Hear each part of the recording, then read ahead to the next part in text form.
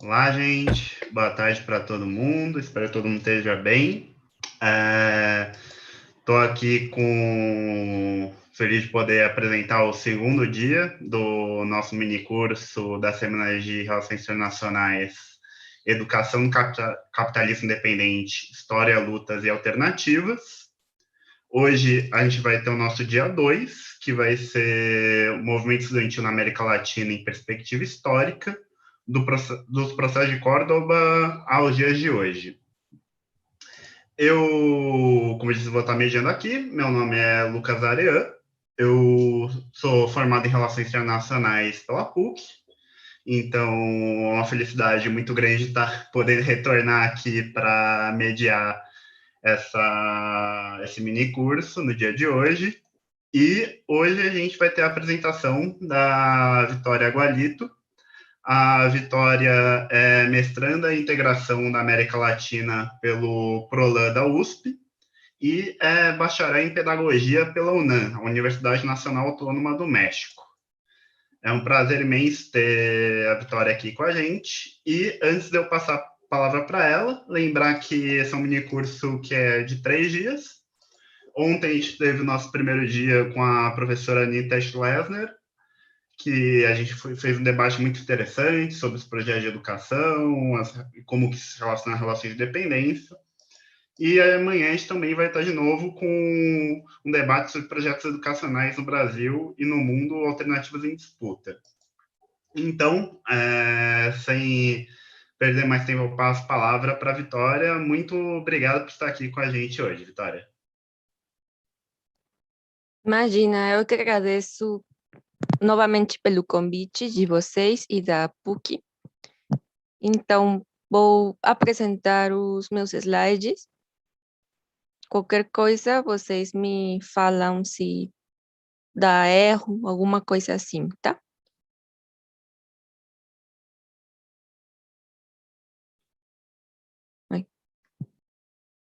Bom, acho que está muteado o seu microfone. Desculpa. Tinha esquecido de falar, Vitória, a ideia é que a gente tenha 1 hora de apresentação agora sua e depois a gente ter um período de perguntas. Aí quem tiver as perguntas pode ir mandando elas ou na plataforma da PUC ou no YouTube. Tinha esquecido de trazer esse ponto, desculpa te interromper agora. Mas Não, e tudo também, bem. tipo, a apresentação até 1 hora, mas se quiser fazer menos ou precisar um pouquinho mais, não tem nenhum problema. É só isso agora. Muito obrigado. Perfeito, obrigada. Então, como o Lucas já tinha falado antes, hoje é o nosso segundo dia do minicurso Educação no Capitalismo Dependente, História, Lutas e Alternativas. E hoje vamos falar sobre o movimento estudantil na América Latina, do processo de Córdoba aos dias de hoje. Meu nome é Vitória Gualito. Vou fazer minha autodescrição para as pessoas que possam estar assistindo com alguma deficiência visual. Então, eu sou uma pessoa com cabelos compridos, lisos, pele clara, estou usando óculos de grau, detrás de mim tem uma parede com vários livros, eu estou usando uma blusa de cor vinho, tá? Então, continuando com a apresentação, eu sou mestranda no Programa de Integração da América Latina do PROLAN da USP, mas eu fiz minha graduação na Universidade Nacional Autônoma do México, porque eu sou mexicana. Então, também qualquer coisa que vocês não entenderem por causa do meu sotaque ou qualquer coisa, é só falar também no chat, não tem problema não. E eu acho muito interessante falar sobre esse tema dos movimentos estudantis por causa da reforma de Córdoba, porque precisamente por causa de todos esses movimentos é que o logo da minha universidade de origem tem o mapa da América Latina, porque naquela época, esse logo que estou mostrando para vocês, que está aparecendo na tela, é de 1921. E temos que lembrar que a reforma de Córdoba começou em 1918. Então, foi bem na época na qual começaram todos esses movimentos pela América Latina, que esse logo foi criado como elementos mexicanos também por causa do cactus que aparece embaixo, as montanhas, porque a cidade do México está em cima de uma cadeia de montanhas, num altiplano, e também tem como símbolos a águia, que seria uma ave muito representativa da América Central e do México. E do outro lado, do lado direito, temos o cóndor, que representaria a América do Sul.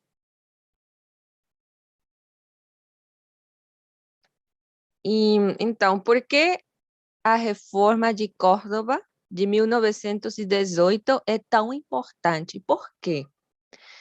Bom, aí eu coloquei 3 motivos principais. Primeiro motivo seria que foi parte constitutiva do processo histórico da internacionalização universitária na América Latina, de forma crítica e solidária. Por que falo crítica e solidária? Porque se falamos de internacionalização, de globalização, de processos integracionistas, não quer dizer necessariamente que sejam de forma crítica, mas no caso dessa reforma foi sim, porque houve um grande questionamento à elite de cada país e também houve essa troca de ideia, essa ruptura, essa quebra de paradigma entre diferentes modelos universitários, sobre os quais eu vou falar mais para frente.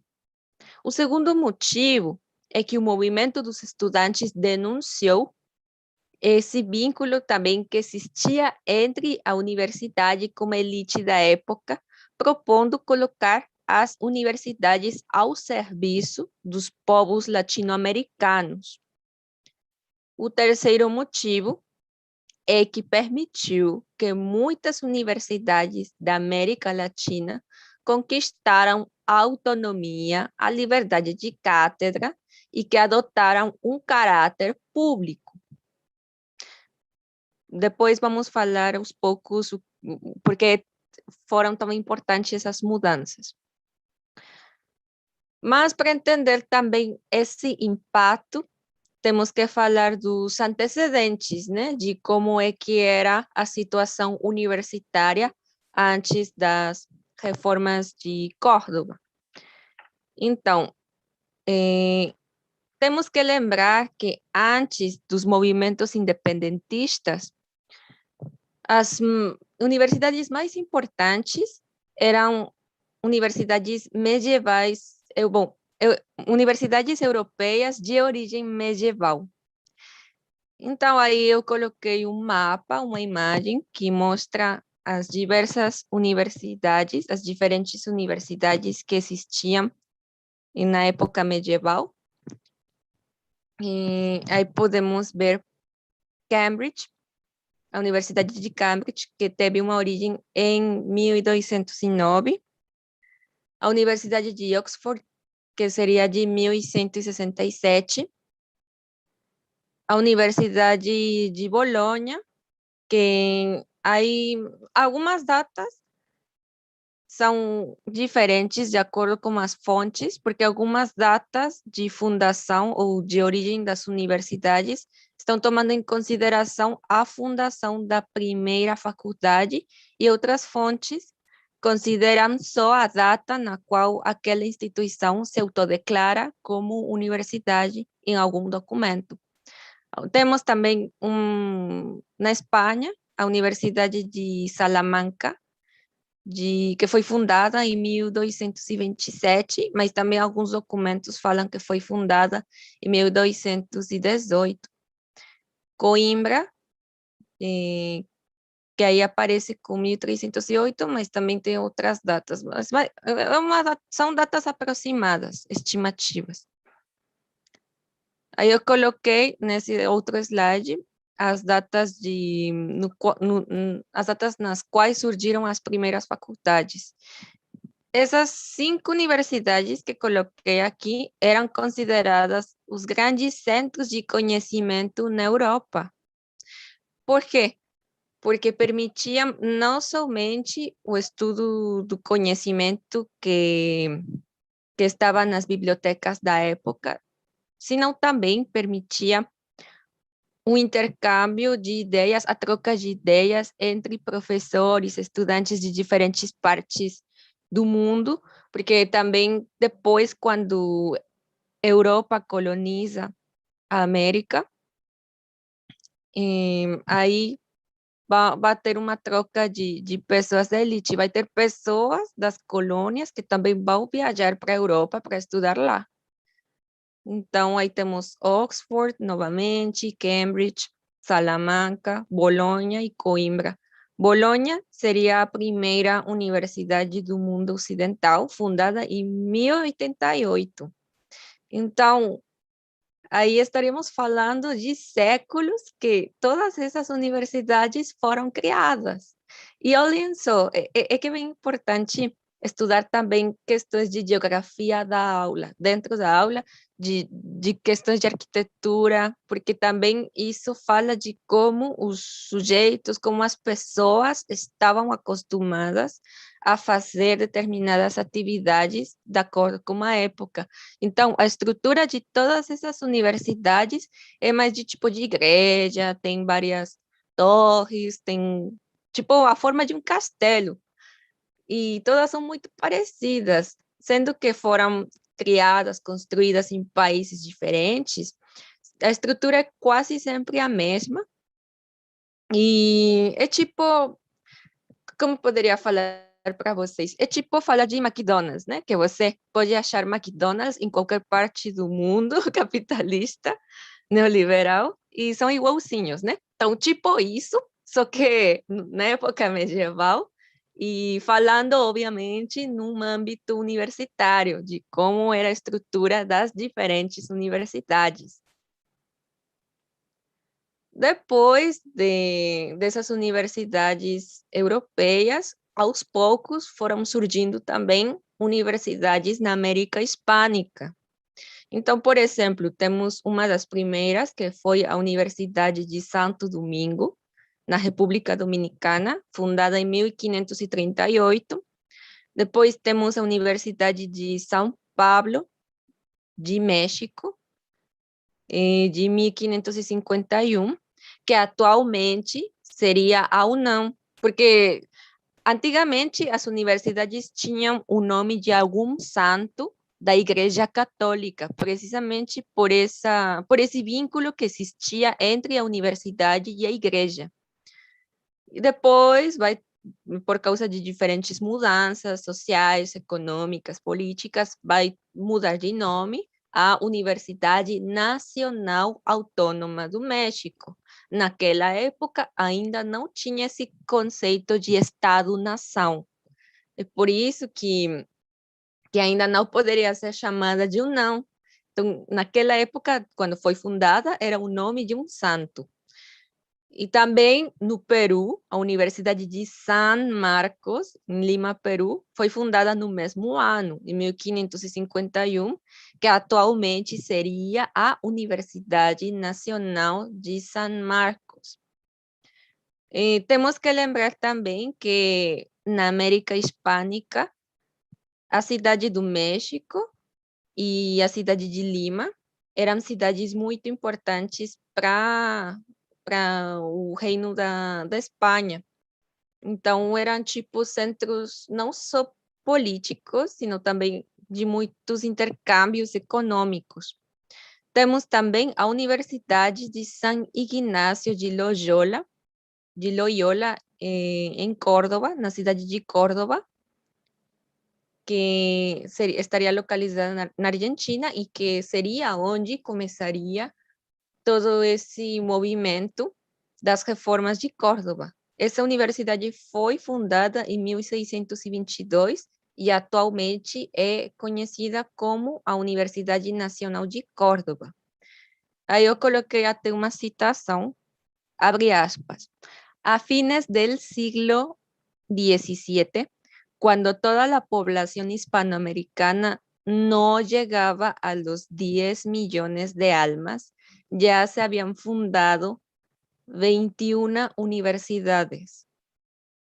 Então, ainda não tinha nem tanta população assim na América Hispânica, e já tinham sido fundadas mais de 21 universidades. Mas, bom, aí tem até um mapa de quais serão as principais universidades, são um montão de universidades na época da colonização. Mas, no caso do Brasil, só a primeira universidade vai ser fundada 2 séculos mais para frente, 2 séculos depois. E a primeira faculdade, ou a primeira instituição de educação superior no Brasil, seria a Escola de Cirurgia da Bahia, em 1808, que depois passaria a ser propriedade da Universidade Federal da Bahia. E também depois temos a fundação da Universidade do Paraná, em 1913, a Universidade Federal do Rio de Janeiro, em 1920, e a Universidade de São Paulo, em 1934, considerando só a fundação das primeiras faculdades. Bom, se vamos considerar a fundação das faculdades, talvez a UFRJ, a Universidade Federal do Rio de Janeiro, seria também uma das primeiras instituições de educação superior no Brasil, porque também a Escola de Cirurgia e de Medicina, Cirurgia, Anatomia e Medicina, foi fundada no mesmo ano que a Escola de Cirurgia da Bahia. Meses depois, mas também foi fundada no mesmo ano e só até 1920 vai se autodeclarar como uma universidade inteira.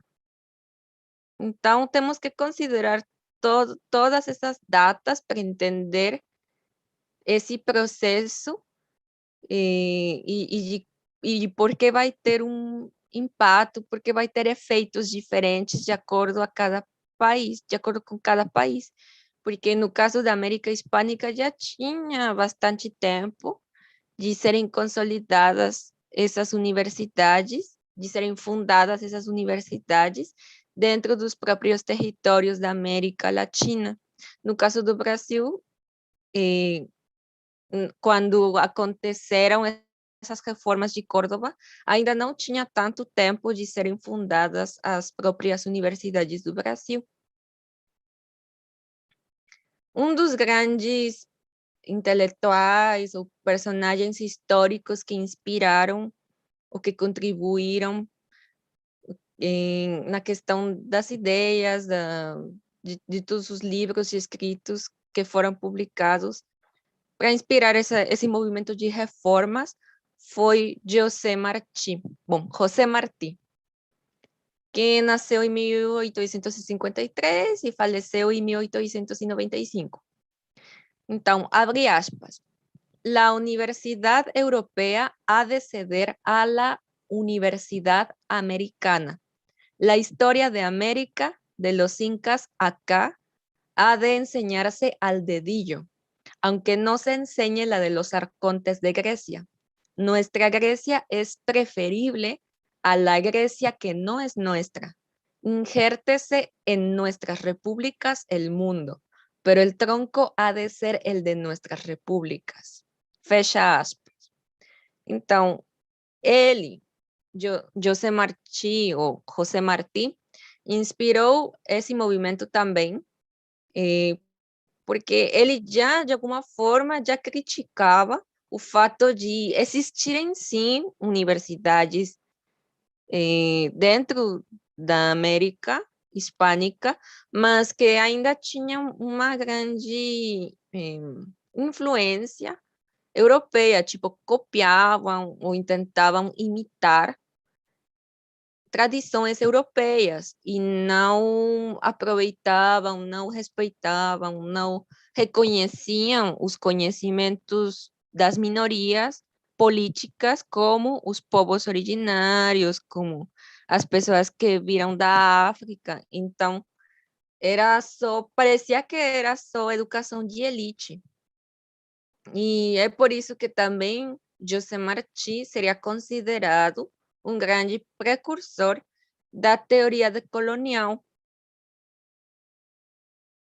Então, aí acontecem os movimentos de 1918, os movimentos estudantis, aí temos uma foto de como os estudantes tomam conta das instituições, dos prédios da Universidade de Córdoba.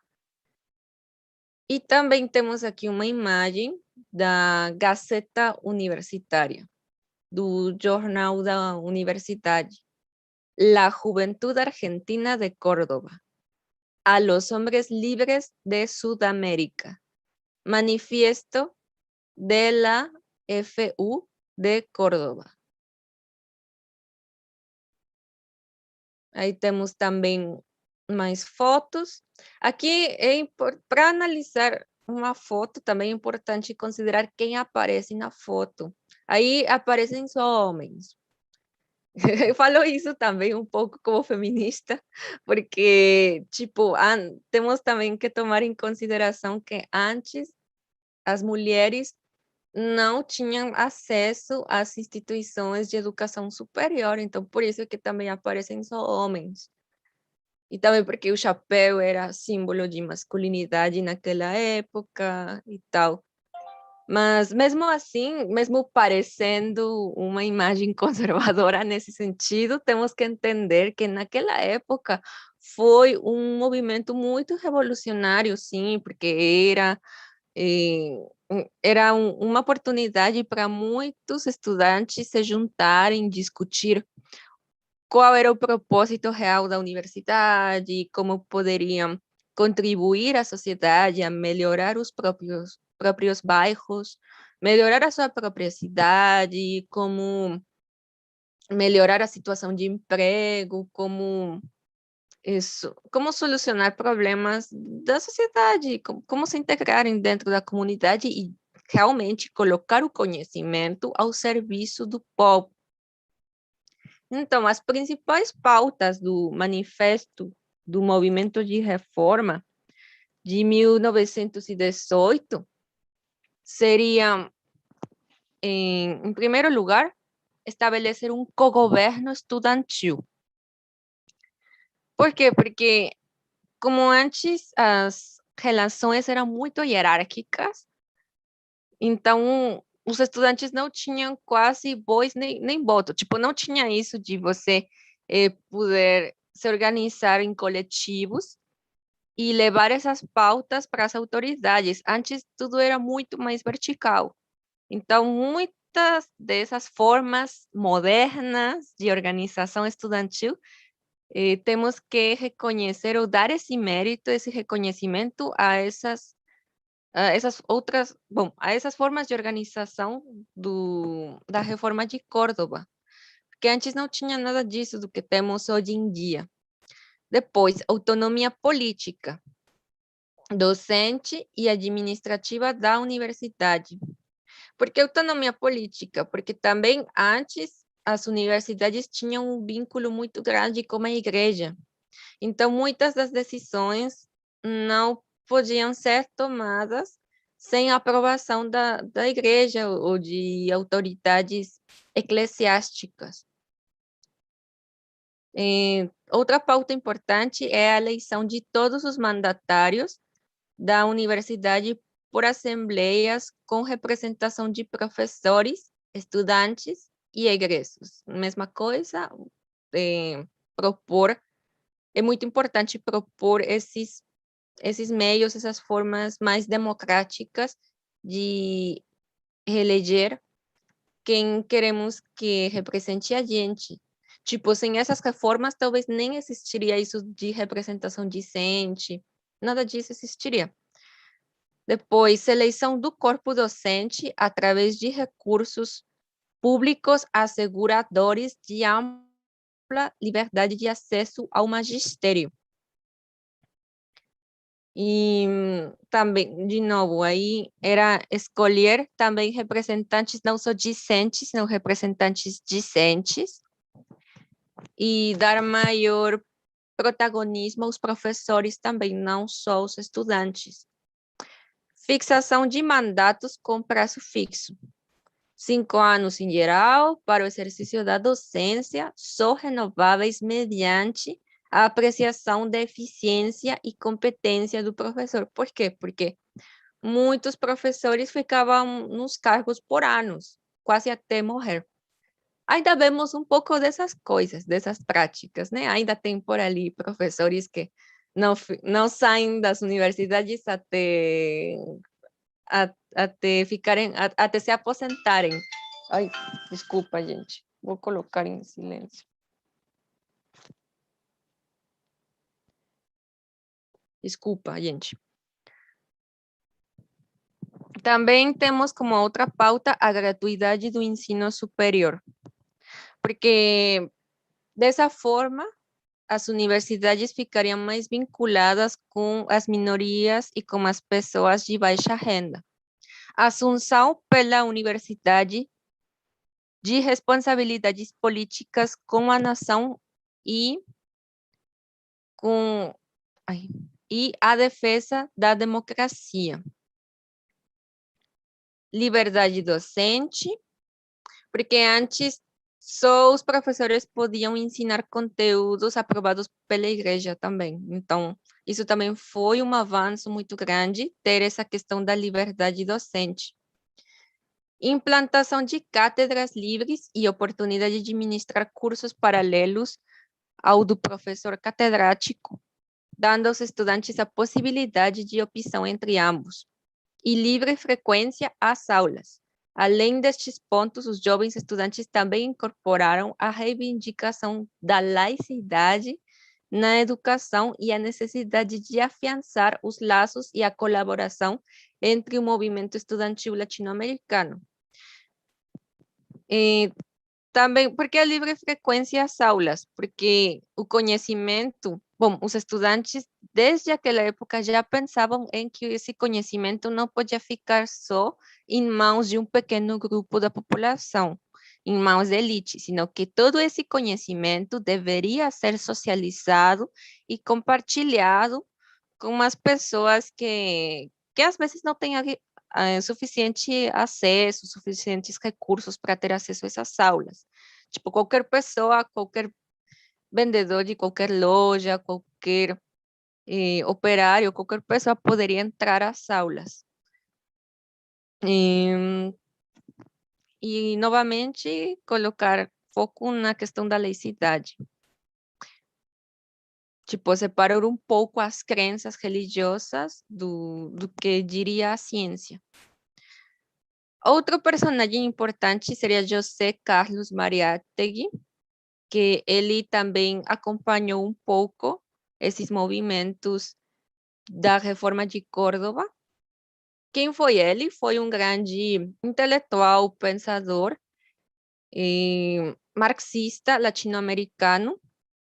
Era uma pessoa com deficiência física, depois de um acidente. Então, José Carlos Mariátegui também seria PSD, nesse sentido. Ele tinha uma deficiência física e era um grande intelectual. Tipo, precisamente, ele conta nos seus textos que precisamente por causa dessa deficiência física, ele gostava muito de ler, porque era a forma dele de conhecer o mundo, de conhecer outros mundos, sem necessidade de sair da sua cadeira ou da casa dele. Então, abre aspas, como postulados cardinales de la reforma universitaria puede considerarse primero la intervención de los alumnos en el gobierno de las universidades y segundo, el funcionamiento de cátedras libres al lado de las oficiales con idénticos derechos a cargo de enseñantes de acreditada capacidad en la materia. el sentido y el origen de estas dos reivindicaciones nos ayudan a esclarecer la significación de la reforma. Então, ele também, falando sobre os processos de reforma de Córdoba, ele acreditava em que o melhor seria que estiverem sempre dentro dos cargos da docência pessoas realmente preparadas, pessoas capacitadas, e não simplesmente para preencher vagas, senão pessoas que realmente tivessem o conhecimento, essa preparação, de acordo com cada especialização. Porque antes não tinha tanta especialização como tem agora. Antes não tinha essa diversificação de graduações que a gente tem hoje em dia. Antes eu tinha poucas opções, que vamos falar bem mais para frente. Outro personagem importante, que também acompanhou esse processo, e, obviamente desde diferentes países onde ele morou, Ernesto Guevara de la Serna, ele falou assim, abre aspas, sectores estudiantiles consideran como la peor palabra del mundo la intervención estatal o la pérdida de la autonomía. Y en ese sentido están olvidando los deberes revolucionarios, están olvidando los deberes contraídos en la lucha. Fecha aspas. Então, ele fala isso em qual contexto? Ele estava dando uma opinião, uma colocação sobre o porquê o maior medo não seria a perda de autonomia, sino que também a gente deveria estar preocupado por essas mudanças dentro do próprio Estado. Que também o Estado, não só apenas a universidade, sino que também o Estado deveria estar ao serviço da população e da classe trabalhadora, da classe trabalhista. Aí temos um mapa de como a reforma sendo feita na Argentina, em Córdoba, na cidade de Córdoba, como teve efeitos em todos os países da América Latina, inclusive dentro do Brasil, mesmo não tendo tantas universidades, houve sim efeitos, impactos dentro das poucas universidades que estavam surgindo aos poucos. Estavam numa fase embrionária, mas graças a essa reforma, conhecemos a universidade que temos hoje em dia. Eu garanto. Agora, qual seria a preocupação? Depois de a preocupação atual, depois de mais de 100 anos, temos notícias desse tipo, né? Santander Noticias. Banco Santander, la empresa que más apoya las universidades del mundo. El banco encabeza la lista Global Fortune 500 de la Fundación Berkeley en colaboración con la UNESCO. Madrid, 26 de enero de 2015. Banco Santander encabeza la lista Global Fortune 500 como la empresa que más invierte en responsabilidad social empresarial relativa a la educación, según el primer estudio global publicado por la Fundación Berkeley, en colaboración con la UNESCO. El informe señala que la mayor parte de la inversión en RSE relativa a la educación la realizan solo unas pocas grandes empresas. Las 10 compañías que más fondos dedican a este fin en la lista Global Fortune 500 son Banco Santander, seguido de IBM, Telefónica, ExxonMobil, Target, GlaxoSmithKline, Microsoft, Toyota Motor, Rio Tinto Group y Wells Fargo. Según el estudio, las cifras son el resultado de la media de los años 2011 y 2013. Então, o que eu quero dizer com essa notícia?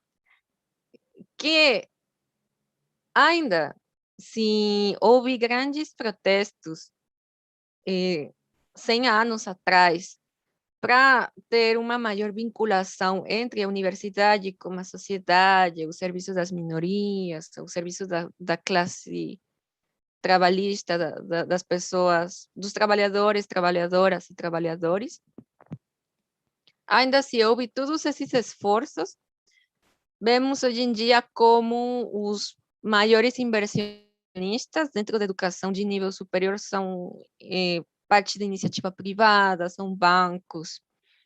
E isso é um indicador de como o neoliberalismo tem avançado também, tem marcado presença dentro da educação. E resumindo um pouco, para ir fechando, teríamos então 3 modelos universitários dentro da América Latina, né? Teríamos um modelo escolástico, que temos que lembrar que tinha um vínculo importante com a Igreja Católica.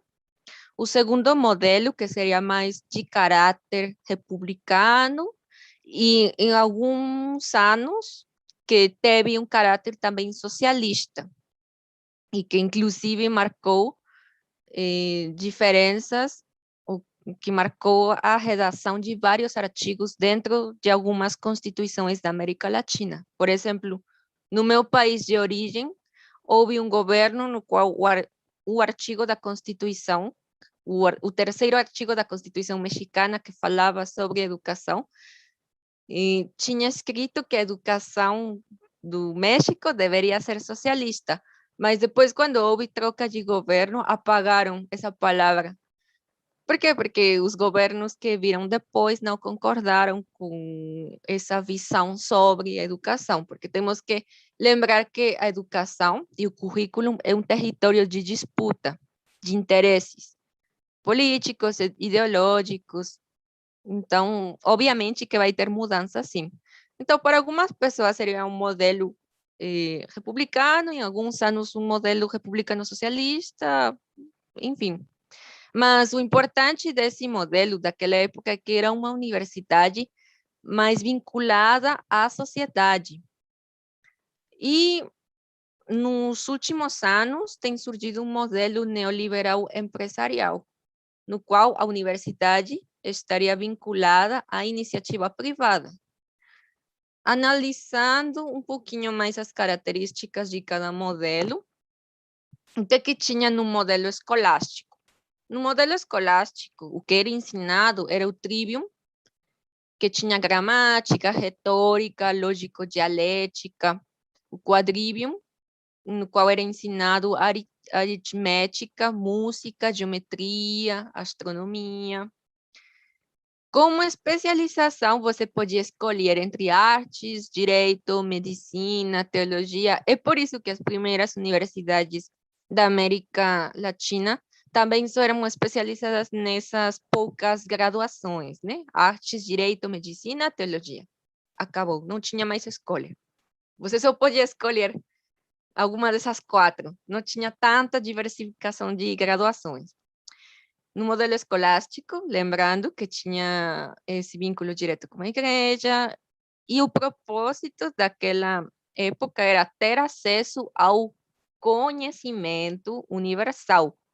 Por isso é que tem o nome de universidades, porque o objetivo principal era ter acesso a esse conhecimento universal, a essa razão universal, a essa verdade absoluta, a estar em maior contato com o Deus judeu-cristão. E as pessoas, quando egressavam, quando já eram egressas, tinham que colocar as suas habilidades ao serviço de Deus, né? Depois, no modelo republicano, houve já uma diversificação de disciplinas, de especialidades de acordo com as exigências da sociedade e também do mercado de trabalho, porque também já estava instaurado o capitalismo. Então, tinha um vínculo direto com o Estado, a sociedade e o mercado de trabalho, e o propósito era oferecer aos estudantes, trabalhadores ou burgueses, os conhecimentos e ferramentas necessárias para contribuir ao desenvolvimento da sociedade e se inserirem no mercado de trabalho. O último modelo, o empresarial, tem também uma diversificação de disciplinas e de especialidades, mas especificamente só de acordo com as exigências do mercado de trabalho, O vínculo direto vai ser agora com uma iniciativa privada, com o mercado também, mas o propósito vai ser oferecer aos estudantes ou clientes os conhecimentos e ferramentas necessárias para gerar bens ou serviços com valor intercambiável, com valor de troca, e que estaria mais associado com um modelo empreendedorista, com o empreendedorismo. Temos que lembrar que esses três modelos não são assim, acabou a época medieval, então já não tem mais esse modelo, já não tem mais essas crenças. Não, não são modelos isolados. Inclusive, hoje em dia, temos quase que uma mistura entre os três modelos, entre as três formas de entender a universidade. Tipo, esses modelos ainda têm vigência, ou pelo menos temos vários elementos que foram herdados de épocas anteriores. Então, é por isso que a estrutura das cadeiras de algumas salas de aula até são muito parecidas com estruturas de algumas igrejas, justamente por causa da origem eclesiástico, escolástico da universidade. E também depois no republicano, a estrutura das escolas, fazendo uma análise da geografia da aula, vai ter uma maior similitude com a indústria, com a produção em massa, com as fábricas.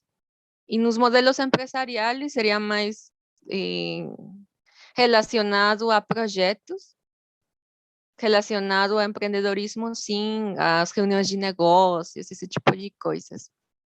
Então, não vejam, por favor, esses modelos como isolados ou como muito simplistas, porque sempre tem elementos sobrepostos ou misturados até hoje em dia. E acho que isso seria tudo da minha parte. Referências, eu coloquei aí 2 artigos.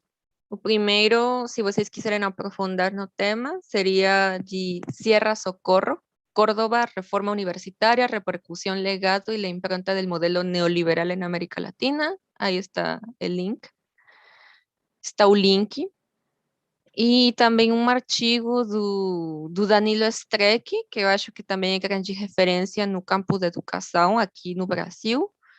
Aí também coloquei esse artigo, porque não é a mesma coisa analisar a reforma desde o Brasil, como esse locus de enunciação desde o Brasil, do que analisar a reforma de Córdoba desde outros países da América Hispânica, que poderiam ser Argentina, México, Colômbia, Equador, qualquer desses outros. Então, se vocês quiserem aprofundar no tema, eu recomendo amplamente esses 2 artigos. Muito obrigada pela sua atenção. Vitória, a gente que agradece muito pela sua participação hoje. Eu acho que eu falo por todo mundo quando eu digo que foi uma apresentação incrível, emocionante ver aqui. Tipo, não só um conteúdo muito incrível, mas slides também muito bonitos. Então, agradecer muito, parabenizar muito. Ficou uma apresentação maravilhosa. E eu vejo que é muito interessante, realmente, a gente ter, e muito importante a gente ter esse debate aqui, porque é uma coisa que eu noto muito, um certo problema que a gente tem no movimento estudantil no Brasil, e o tempo que eu tive atuando no movimento estudantil, sempre foi uma coisa que teve um incômodo, que a gente, às vezes até a gente estuda a história do movimento estudantil no Brasil, mas a gente muitas vezes não tem esse hábito de buscar a história do movimento estudantil internacionalmente, ou quando a gente vai estudar, a gente, sei lá, vê sobre o movimento estudantil na França, 68, ou, tipo, o movimento estudantil dos Estados Unidos, não que não tenha importância, mas a gente raramente vê o movimento estudantil na nossa região do mundo, na América Latina, e a gente raramente tem essa oportunidade de ver como que, inclusive, muitas das conquistas que a gente teve vieram dessa luta coletiva e de todos os povos do nosso continente. Então, é muito incrível ter você aqui, agradecer muito. Eu, inclusive, pessoalmente, eu fiquei muito feliz de uma das coisas que você ter comentado foi o Mariátegui, que eu fiz o meu trabalho de conclusão de curso sobre Mariátegui, então é um autor que eu gosto bastante, então foi muito bom, até porque eu não sabia que ele tratava sobre o processo de Córdoba, mas mesmo eu não conhecia tanto a contribuição dele, então foi maravilhoso, acho que todo mundo aqui aprendeu muita coisa com você.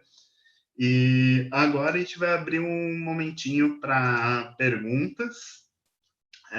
Vou abrir.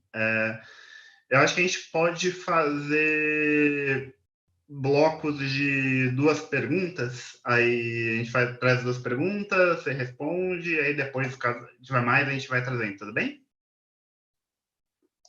Perfeito. Vou ler aqui então. A gente tem primeiro a pergunta da Fernanda, que é o seguinte: pensando no modelo empresarial neoliberal atual, quais os desafios colocados para a luta do movimento estudantil na América Latina hoje em dia? As demandas seguem sendo as mesmas? E a gente tem uma pergunta da Marceline, que é: Vic, como tu avalia a relação entre o movimento empresarial na educação e a ascensão da extrema-direita na América Latina? Aí, o tempo que você quiser para responder as 2 perguntas, depois a gente faz um outro bloco.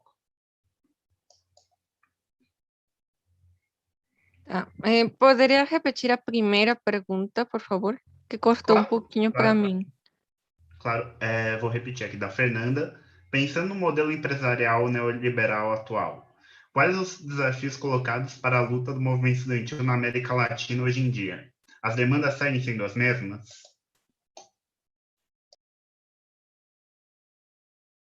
Obrigada. Então,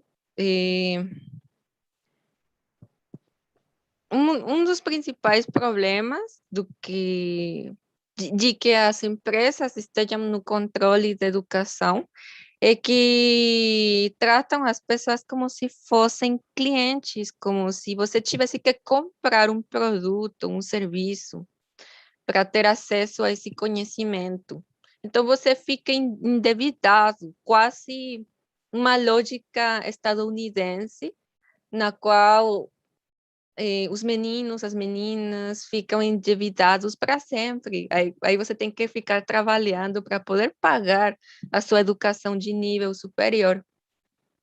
E talvez uma solução seria, além de criar mais programas de bolsas, seria que o Estado também apoie, mandando recursos para as universidades públicas e para favorecer, para ajudar a que o conhecimento seja de acesso para todos, todas e todes, que seria um dos ideais bem antigos desse movimento da reforma de Córdoba. Tipo, não é uma demanda atual, é uma demanda bem antiga e que o mundo fica pedindo desde então, desde há mais de um século que estamos pedindo isso, que a educação seja de acesso para todo mundo e que não seja apenas de uma elite.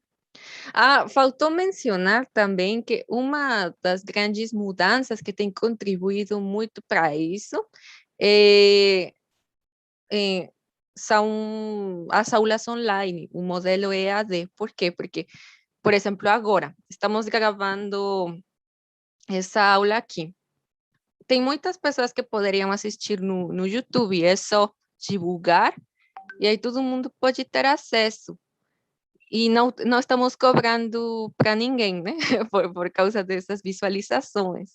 Então, também, as novas tecnologias têm contribuído para essa luta crescer, né?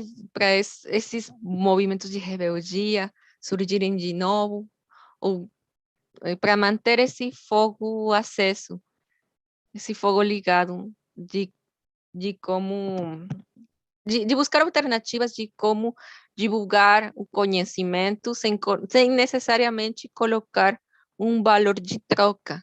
Acho que o mais anticapitalista seria isso, compartilhar o conhecimento, e acho que esse mini curso em si mesmo é uma mostra bem anticapitalista. Então, parabéns a vocês por isso. Muito obrigado, Vitória. Esse é o objetivo mesmo. A gente é um compromisso. Eu, no momento, já não estou mais na gestão do SEAD, mas eu estava no passado, me formei, então, dos caminhos, mas a gente tem esse compromisso realmente político, entender que a luta da educação ela não é uma luta política, então a gente vê isso muito importante, como algo muito importante e realmente a gente prioriza muito esses espaços aqui. No momento, a gente ainda não tem mais perguntas no momento, mas eu vou aproveitar para colocar uma pergunta minha, que teoricamente o mediador não pergunta, mas vou aproveitar que tem esse espaço, queria ouvir você, que a gente muitas vezes tem essa noção no Brasil que a gente precisa aprender, tipo, as formas de educação, de lutas pela educação, e eu até brinco que sempre é aquela coisa, não, a gente tem que ver, tipo, a Finlândia, tem que ver, tipo, o país europeu X, Y, tipo, como seguir eles. E a minha pergunta é justamente como que a gente consegue pegar, aproveitar justamente as contribuições já históricas que tem da América Latina de lutas pela educação, como que a gente consegue, inclusive, realizar uma luta que seja integrada continentalmente. É claro que quando a gente pensa continentalmente, não é tipo apagando as particularidades de cada região, mas pensando numa totalidade como um projeto, justamente, não só educacional em si, mas também um projeto político de libertação dos nossos povos na América Latina. Então, queria fazer essa pergunta para você. Tá, então, fazendo uma análise histórica, antes de existirem essas reformas de Córdoba, novamente, existiam as universidades europeias de Oxford, de Bolonha, Coimbra, Salamanca, todas essas universidades, bem antigas e medievais. E eles tinham programas assim, de integração europeia, claro, eclesiástica, sempre vinculada à igreja, mas era uma integração para manter o poder da igreja, para legitimar esse poder. Então, o legal dos movimentos da América Latina nas reformas de Córdoba é que é uma integração pensada desde o contexto latino-americano, pensando nesse contexto, pensando nas injustiças, pensando em resolver problemas das maiorias, das massas, e não só problemas de elite, sino era para resolver problemas pragmáticos, para resolver questões do dia a dia, para pensar em, às vezes, criar máquinas ou criar novas coisas para facilitar a vida das pessoas. Então, também por isso é que dentro do PROLAN, do programa de mestrado, doutorado, no qual eu faço parte, no programa de integração da América Latina, por isso discutimos qual tipo de integração a gente quer. Porque pode ter uma integração de esquerda ou uma integração de direita.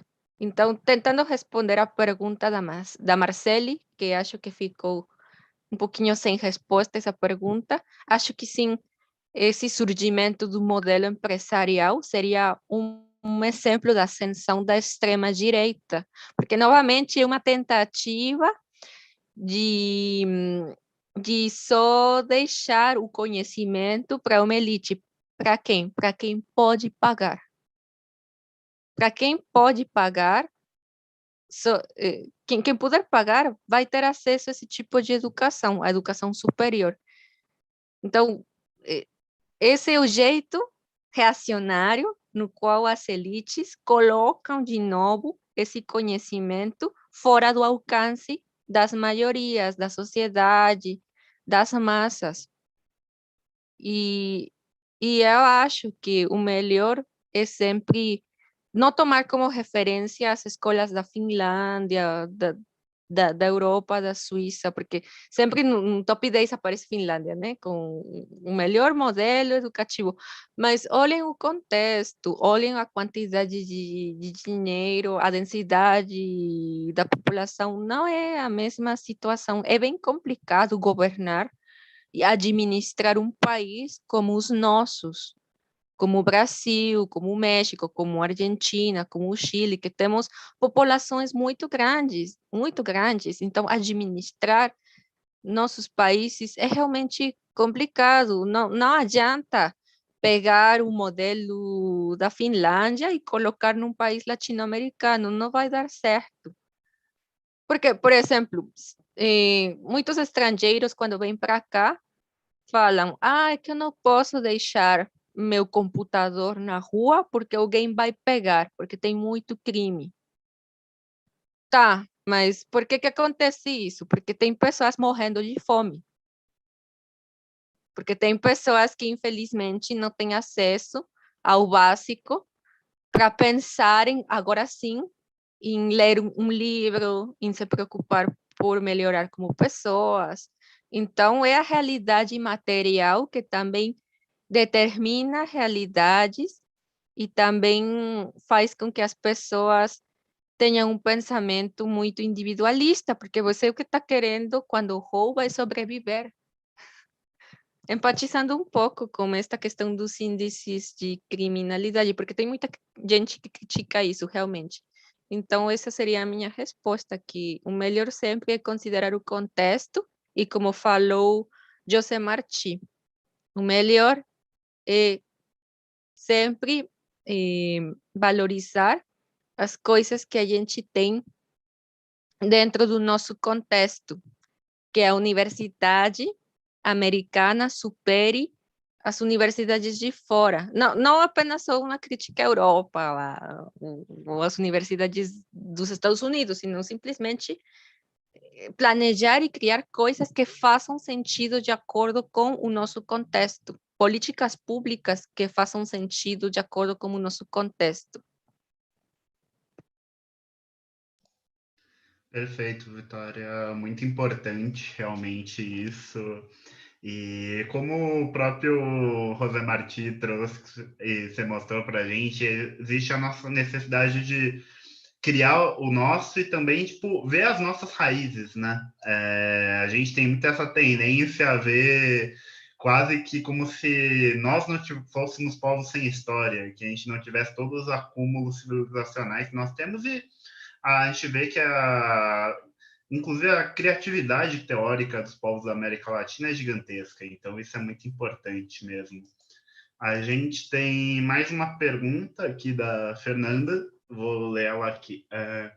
Como você entende o processo do vestibular e de limitação de vagas em universidades públicas diante desse interesse de acumulação de capital?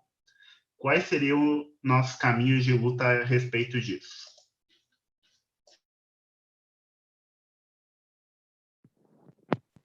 A questão das vagas é que tem muitas pessoas que não entendem a importância da criação das vagas, das políticas de cotas, das ações afirmativas, porque pensam que então a gente teria privilégios, que as minorias teriam privilégios. Mas não é assim, porque as políticas afirmativas precisamente surgem com uma intenção democrática, com a intenção de que tenha maior representatividade de pessoas que historicamente não tiveram acesso à educação e dar essa oportunidade de as minorias participarem. Porque, sim, eu vejo muitas pessoas sendo criticadas por isso, na questão do ensino superior. Você entrou por cotas, então você não é tão inteligente assim. Você quer ter privilégios. Mas não é assim, simplesmente tipo, e também falam que então você está roubando a vaga de alguém da elite. Mas não está roubando essa vaga, porque na realidade sempre houve poucas vagas. Só que agora tem uma ampliação de concorrência e tentando, no princípio da justiça e da equidade, dar maiores oportunidades para as pessoas que têm mais dificuldades socioeconômicas, porque, né, ou alguma deficiência também, ou algum obstáculo que não permita você ter acesso à educação, questões étnico-raciais também. Então, acho que essas críticas geralmente são de pessoas pouco informadas, ou pessoas que têm estudado muito pouco questões de história, de sociologia, de economia. E não é julgar, mas acho que também aí temos um ponto importante para lutar também, para divulgar e compartilhar o conhecimento, compartilhar o que a gente sabe, como essas pessoas que às vezes têm pouca informação e falam desde a ignorância, porque todo mundo fala sempre desde a ignorância, né?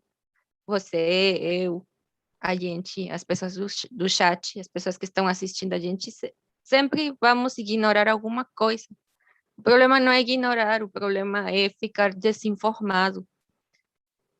Então, acho que podemos contribuir também explicando para as pessoas por que é importante.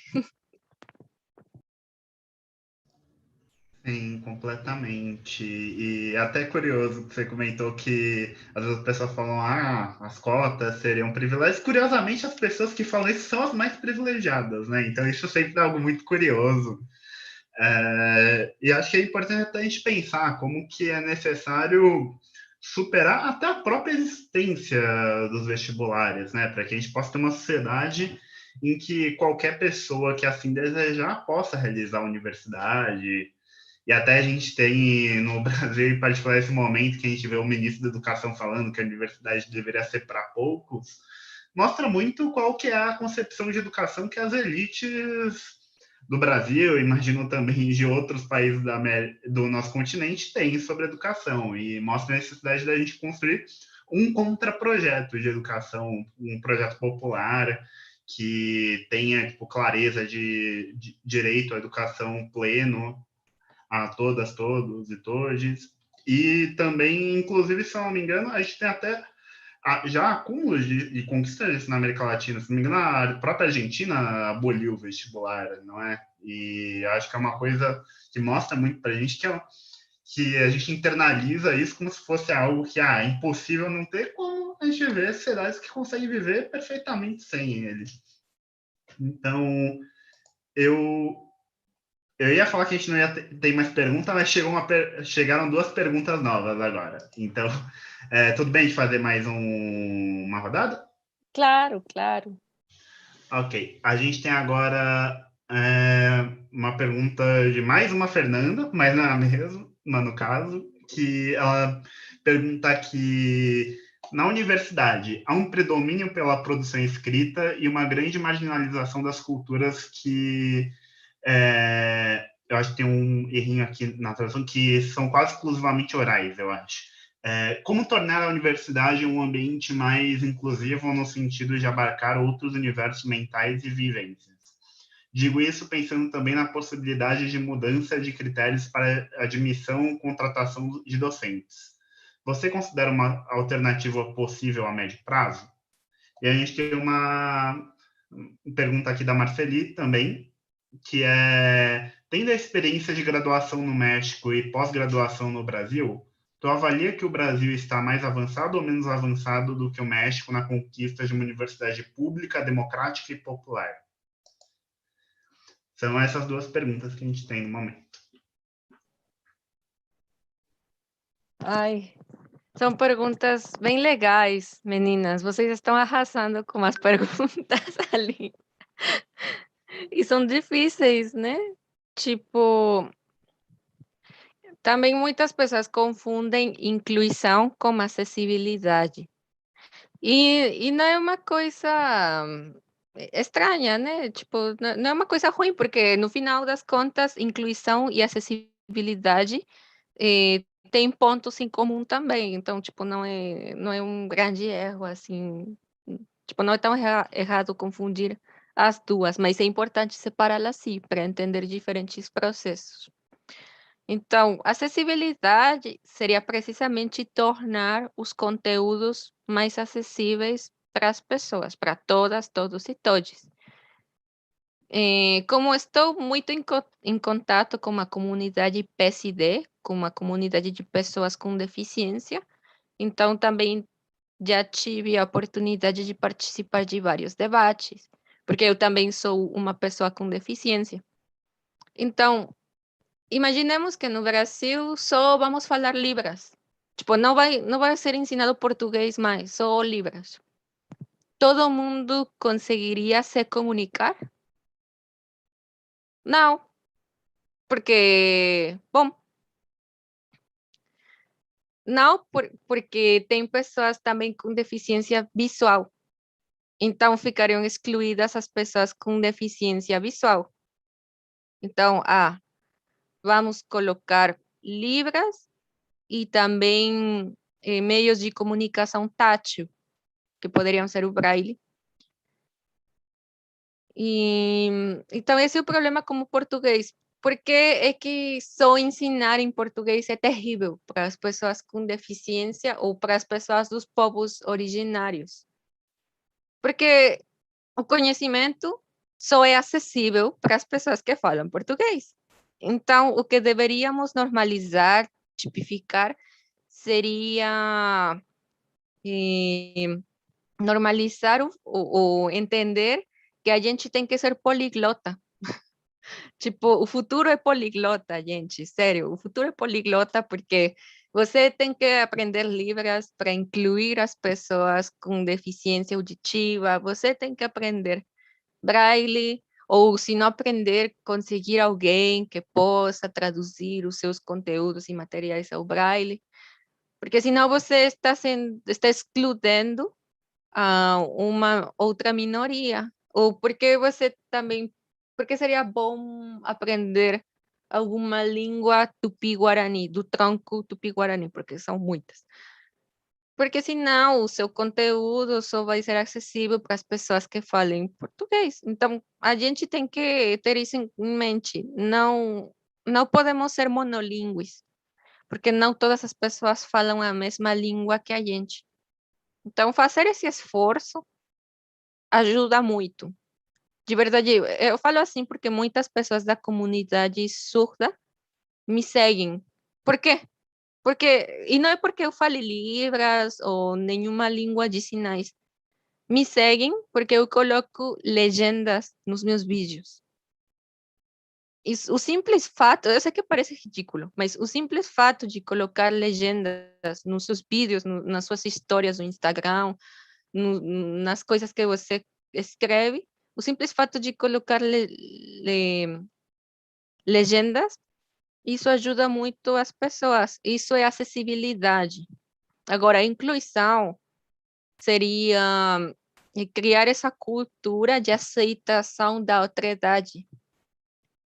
É um pouquinho mais profundo nesse sentido, porque implica fazer essa ruptura de paradigma, de não excluir aos outros. A cultura da inclusão não é que a pessoa PSD entre na sala de aula, é você sair da sua comodidade, sair do seu privilégio e ir até a pessoa com deficiência e perguntar se a pessoa com deficiência precisa de alguma coisa, se está se sentindo bem. Porque as pessoas com deficiência, precisamente por causa da nossa deficiência, às vezes não é que não queramos fazer as coisas, é que não conseguimos fazer algumas coisas. Então, a pessoa que está em cima da escada, no último peldaño, deveria oferecer a mão. Tipo, não adianta você aguardar a que a pessoa com deficiência chegue e suba os peldaños. Você tem que sair do seu privilégio, sair da sua comunidade e oferecer a mão.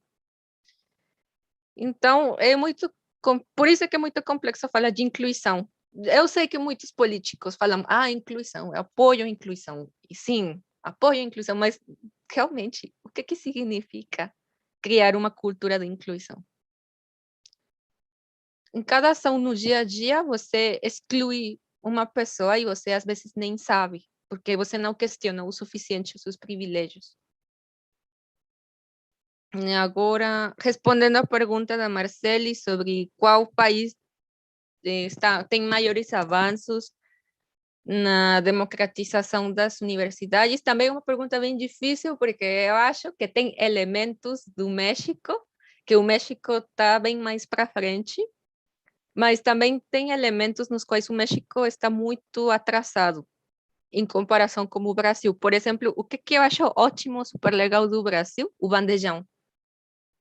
O bandejão, eu sei que são coisas que parecem ridículas, mas o bandejão alimenta muita gente. Bom, agora não é mais bandejão, né? São marmitas por causa da pandemia e tal.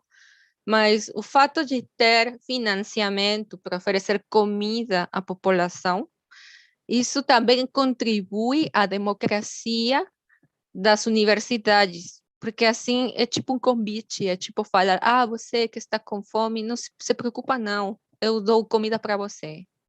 Você não vai precisar se preocupar por comer. Você vai ter comida, pode morar dentro da universidade, tem direito à vaga. Se preocupa não, não vai passar fome. Você pode ficar tranquilo e só estudar. Isso é maravilhoso. Não tem isso no México, tinha. Houve uma época na qual tinha bandejão, marmita assim, mas agora não tem mais. Agora isso tudo já foi privatizado. Então tem um retrocesso muito grande no México e em muitos outros países da América Latina nesse sentido. Tem um retrocesso, sim. Mas, por exemplo, o que eu acho maravilhoso do México é a autonomia universitária, que, por exemplo, o governo, nem o governo, nem a igreja pode influenciar na universidade, porque a universidade tem plena autonomia de recursos, tipo, não fica igual aqui no Brasil, brigando universidades por causa de recursos. Tem sempre uma quantidade de recursos permanentes e a universidade que recebe esses recursos e distribui de acordo com as necessidades que a universidade ache pertinente. Só coloco esses dois exemplos para falar sobre esses elementos onde temos retrocessos e avanços, mas é muito complexo. Seria escrever toda uma tese sobre quais elementos, quais universidades, fazendo um estudo comparativo, porque também é uma realidade que muda muito de acordo com cada universidade. Talvez você vai ver diferenças muito fortes entre universidades privadas e universidades públicas, mesma coisa que no Brasil. Tipo, não é a mesma coisa falar da USP do que a Unesp, do que a Unicamp. Então, tem uma realidade muito grande e ampla. Perfeito. Muitos pontos muito importantes que você trouxe aqui, Vitória. Acho que todo mundo que teve hoje aqui no mini curso vai sair muito mais rico em conteúdo e análise crítica do que entrou. Tipo, a gente agradece muito. E queria aproveitar agora que acho que as perguntas a gente já realizou para poder te dar um momento para você poder fazer suas considerações finais. Se quiser falar sobre algum projeto, alguma coisa que você está realizando, esse tempo é seu.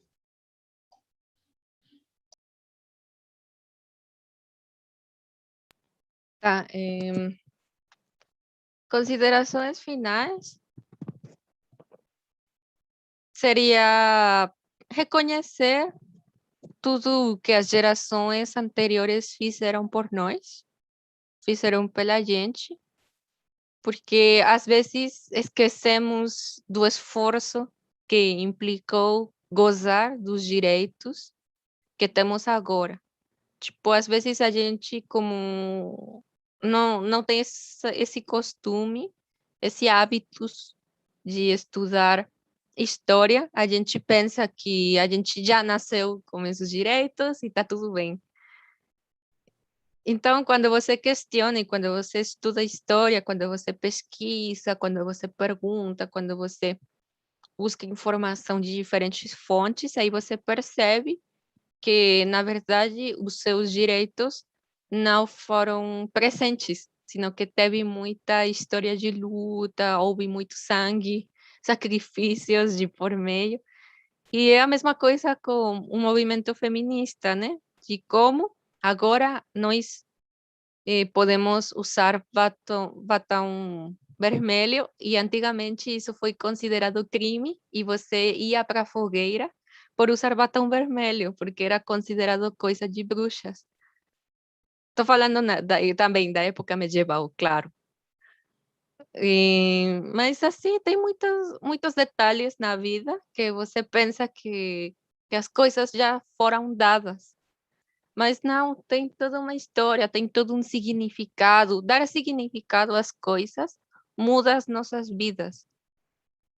E algum projeto que eu esteja realizando agora, eh, nas minhas redes sociais eu falo muito sobre neurodivergência e sobre neurodiversidade. São temas bastante diferentes, mas eu acho que no âmbito da educação, as pessoas neurodivergentes e com deficiência temos olhares muito diferentes sobre a realidade dentro da sala de aula. E muitas pessoas não entendem isso, pensam que ir para sala de aula é só sentar numa cadeira e escutar. E a gente que é neurodivergente, que somos da comunidade de pessoas com deficiência, não é só isso de chegar e sentar. Às vezes você não escuta, às vezes, eu falo assim porque eu tenho também uma deficiência auditiva, além do meu autismo, eu sou autista. Às vezes você senta e você não escuta, por quê? Porque tem uma deficiência auditiva, então você tem que buscar outros elementos para ter acesso a esse conhecimento, tem que aprender a ler lábios, sozinho, né? Falando da escola pública. Ou você tem que copiar ao coleguinha do lado, porque você não consegue enxergar o quadro. Ou você pode ter alguma crise de ansiedade porque não consegue socializar bem. Então, alguém te pergunta: Ah, prazer, qual é o seu nome? Aí você está tendo uma crise porque tem essa dificuldade para socializar. Então, ah, por isso é tão importante também o lugar de fala.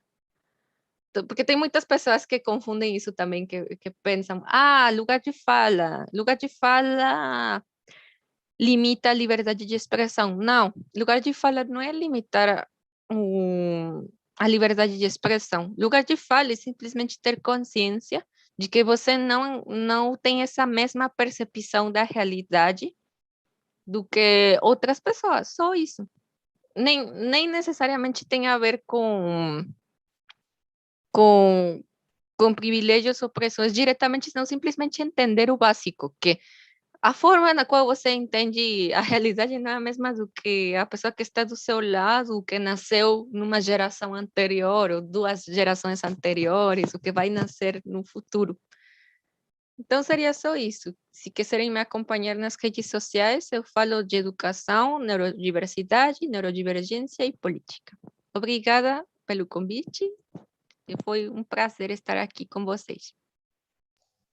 Nós agradecemos muito, Vitória. Foi um prazer imenso ouvir a sua fala e realmente eu vejo muito como uma necessidade, também um compromisso político que a gente tem de estudar a história dos nossos povos, estudar tipo, dos povos do sul global em particular. A gente, o curso de RI em particular, a gente fala relações internacionais, mas a gente vê o curso inteiro quase, tipo, autor dos Estados Unidos, da Europa, quando muito, tipo, algum autor, tipo, não sei, do Canadá, talvez um autor do Brasil, talvez um autor da África do Sul, mas raríssimo. E é muito importante a gente ter esse processo de estudar e entender que as nossas lutas têm raízes.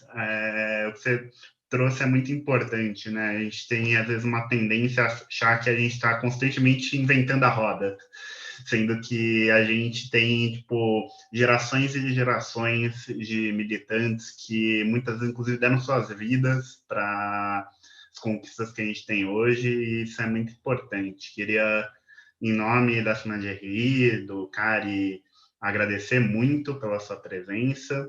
Queria agradecer também muito o Orlando, que está cuidando da parte técnica aqui. Queria agradecer a Fernanda e a Rafaela, que cuidaram da parte das perguntas aqui. E também convidar todo mundo que está aqui hoje para ir para amanhã, no terceiro dia do nosso mini curso, que a gente vai debater sobre projetos educacionais no Brasil e no mundo, alternativas em disputa.